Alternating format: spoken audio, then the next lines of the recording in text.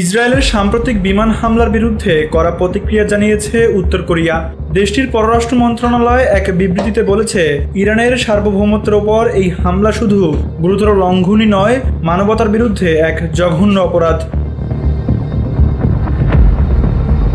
উত্তর কোরিয়ার সরকারি বার্তা সংস্থা KCCNA জানায়, মধ্যপ্রাচ্যে ইসরায়েলের এমন আগ্রাসী আচরণ পুরো অঞ্চলকে সর্বাত্মক যুদ্ধের শঙ্কা তৈরি করেছে।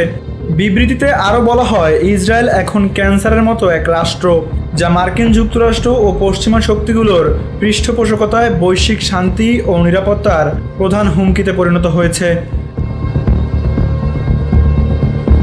13 জুন ইসরায়েল ইরানের রাজধানী তেহরানে ব্যাপক বিমান হামলা চালায়।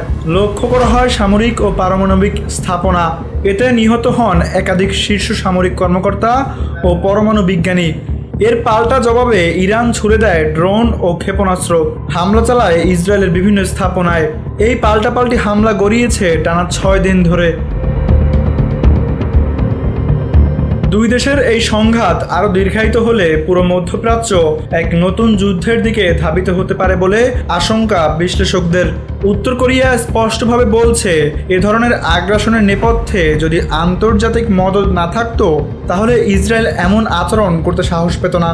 ইরানের প্রতি সমর্থন জানিয়ে উত্তর কোরিয়া বলেছে, তারা সব ধরনের সার্বভৌম অধিকার রক্ষার লড়াইয়ে ইরানের পাশে আছে। Tanvir Ahmed, NPB news.